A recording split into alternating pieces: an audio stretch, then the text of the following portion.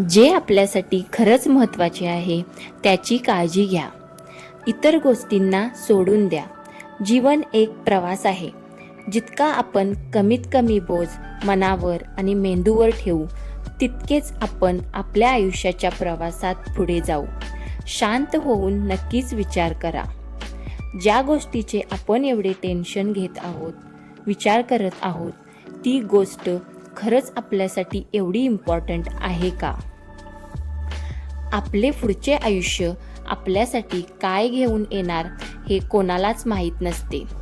पण हे या एका गोष्टीवर डिपेंड करते की आज आपण डेली कसली प्रॅक्टिस करत आहोत.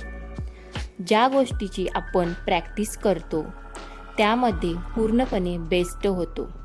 मग तीच गोष्ट आपल्या आयुष्यात वाढत जाते.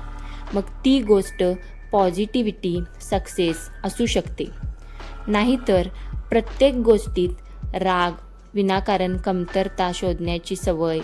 आपल्याला हे शोधण्याची गरज आहे की आपण यातील काय करत आहोत. आपण आपल्या आयुष्यात ज्या गोष्टींचा विचार करतो त्या गोष्टी आयुष्यात आकर्षित होतात. मग तो आनंद असू द्या किंवा दुःख. म्हणून आपण ठरवायचं आपल्या आयुष्यात आपल्याला काय हवं आहे, आनंद की दुःख. आपण डेली ज्या गोष्टीचा विचार जास्त करतो त्या गोष्टी आपल्या आयुष्यात घडतात. कारण आपण त्या गोष्टी आकर्षित केलेल्या असतात. म्हणून सतत दुःखी न राहता आपणच स्वतःला कसे आनंदी ठेवू शकतो ते शोधायचे. दुःखाचे ओझे डोक्यावरून झटकून द्यायचे. तरच आपण सतत आनंदी राहू शकतो. आता मी तुम्हाला भगवान श्रीकृष्णाची छोटीशी कथा सांगणार आहे. सतत आनंदी कसे राहायचे याचे कोडे नक्कीच सुटेल. एकदा भगवान श्रीकृष्णांचा गवळी मित्र त्यांच्याकडे आला. हे कन्हैया, आयुष्यात नेहमी आनंदी राहायचे असेल तर काय करावे लागेल? आपल्या मित्राचा प्रश्न ऐकून भगवान श्रीकृष्ण त्याला म्हणाले, तू माझ्यासोबत जंगलात चल. मी तुला सतत आनंदी कसे राहायचे याचे गुपित सांगतो. मित्र तर खूपच खुश झाला. असे बोलून मित्र व श्रीकृष्ण जंगलाच्या दिशेने चालू लागले. रस्त्यामध्ये श्रीकृष्णांनी मोठा दगड उचलला, आपल्या मित्राच्या हातात दिला व त्याला म्हणाले, माझ्या मागे चालत राहा. व काही वेळाने मित्राचा हात दुखू लागला तरी तो गप्प राहिला. व काही वेळाने त्याला असह्य वेदना होऊ लागल्या.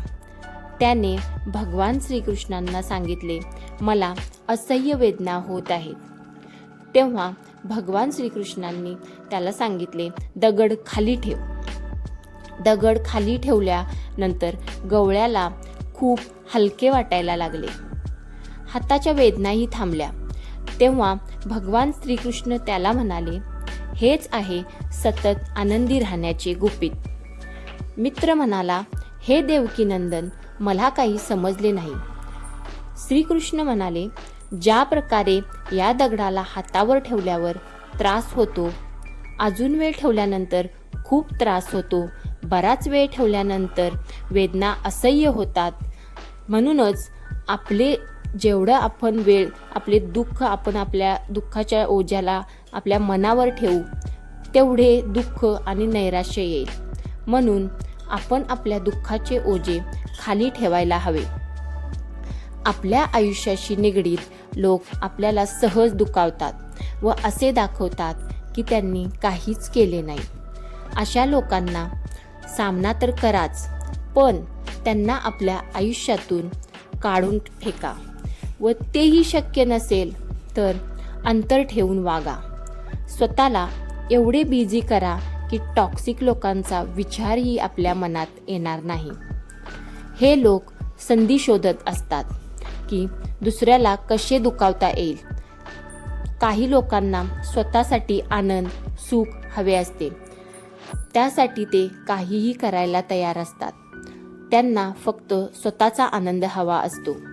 यासाठी ते दुसऱ्याला दुखावतात, त्रास, वेदना देतात.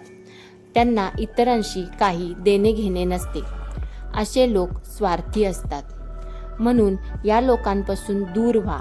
त्यांच्या गर्दीतला भाग बनू नका. सकारात्मक विचार असलेल्या लोकांशी मैत्री करा.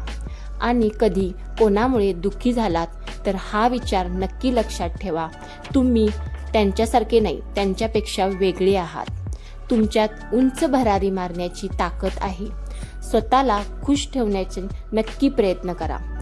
कोणी आपल्याला दुखावले तर त्यांना लगेच माफ करा. यानेही आपलाच फायदा होतो. आपण इतरांना माफ केले तर आपल्या मनाला शांती मिळते.